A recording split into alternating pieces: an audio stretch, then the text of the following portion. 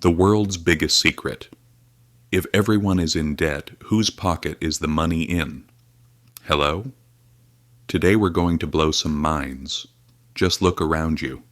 America's debt has surpassed $38 trillion. Europe is struggling within $14 trillion. And as for Japan, it's reached $9 trillion.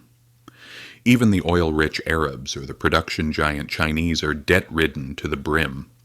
Now let's think logically. If everyone in the world is in debt, who do we owe this money to? Aliens? Actually, the secret is this. No one in the world owes anyone else. The world owes itself. But this is where it gets complicated, because even though everyone is in the same boat in this system, not everyone enjoys the same cabin. How was debt actually born? Let's go back in time a bit.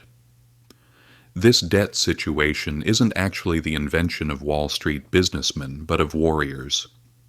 The year is 1694. England is at war with France, but there's no money at all.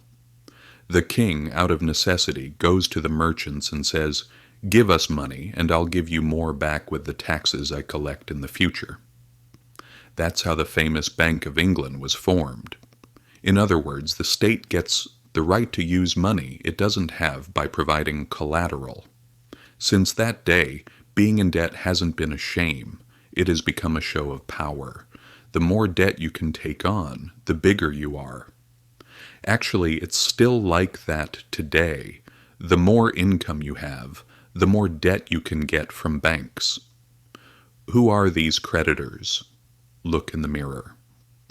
If you ask, all right, but who did America borrow all this money from? The answer is very interesting. From itself. The vast majority of America's debt is to its own banks, its own pension funds, and its people. For example, Steve pays taxes. The state uses Steve's taxes to pay interest to the bank it borrowed from. And the bank deposits that interest into Steve's retirement account.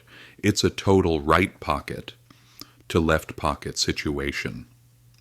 The world economy is currently playing a massive game. Japan lends to America. America takes that money and transfers it to Europe. And Europe turns around and gives it to developing countries. Everyone at the table has borrowed from the person next to them. But as long as no one gets up from the table, the game continues uninterrupted. Hold tight. No one is going to pay this debt. Politicians come out and say, "We will balance the budget. We will close the debts." Let's keep it between us, but they are lying.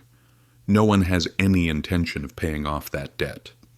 Because the system is not built on paying the debt, but on rolling it over. Imagine what would happen if America paid off all its debt one day. The most reliable investment tool in the world would disappear, the dollar would withdraw from the market, and the economy would collapse instantly. In other words, debt is actually the provider of the economy. If the debt is paid, the system stops working. So where is the problem? That debt isn't being paid, but the interest is. And these interests are generally paid by the citizens and go into the pockets of the top 1%. So as debt rises, the gap between the rich and the poor increases just as much. In short, in the modern world, money means debt. Those bills in your hand are actually just promises. And this system is built on trust.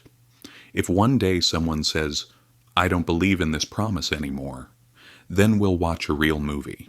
If you like these kinds of topics too, subscribe to the channel and let's get lost in the mystery of money together. See you.